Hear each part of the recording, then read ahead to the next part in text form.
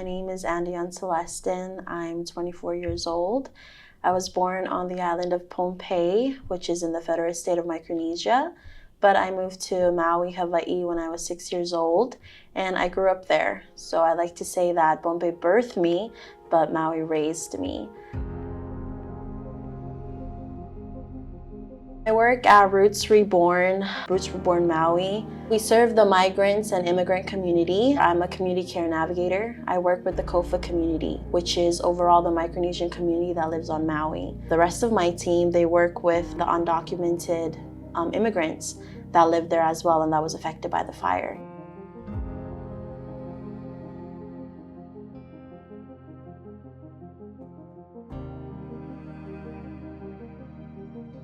We do our best to empower them, navigate the trauma that they went through, especially for the undocumented who lost everything. But for the Kofa community, we're used to just hiding in the shadows. We don't like to ask for help.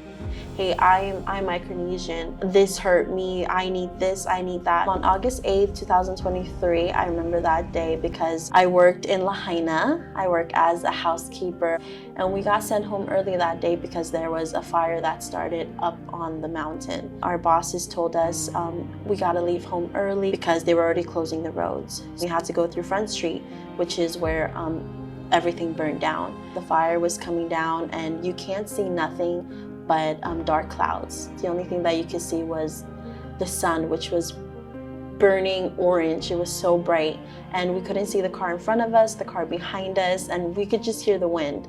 So while we were driving through it, we just kept praying like, hopefully we make it out of this. But when the hotel opened again, only some of us were selected to go and clean. We were driving down Lahaina, and there was nothing there. I think it really affected us in some way. I think it left kind of, a scar. Just seeing everything gone and all the little pictures that was hung up on the road going down of like all the people that passed, all the elders especially, their families that were living in Lahaina but on the upper side of where the fire happened.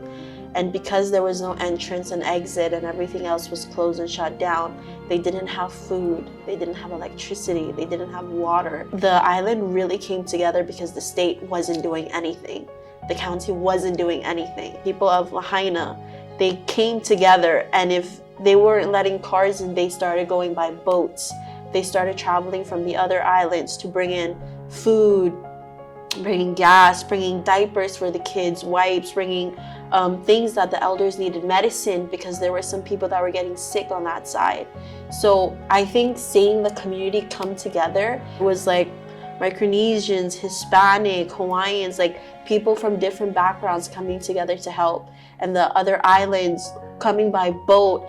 Even though the cops were stopping the entrance, they couldn't stop everybody, and everybody did rise up to really help rebuild Lahaina. I'm not sure about the numbers and datas of how many, but I know that locals who grew up on the island of Maui are moving away out here. Rent is like huge on the island of Maui, and people don't bring home that type of money. They can't afford $9,000 rent. They only bring home $1 to $2 grand. So once the help is up, I know that they're going to be displaced as well because there's just no housing.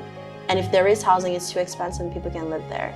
A lot of locals, they would be saying like, I didn't know there were that many Hispanics. I didn't know there was that many Micronesians. So I think it really shed a light on how diverse Maui is.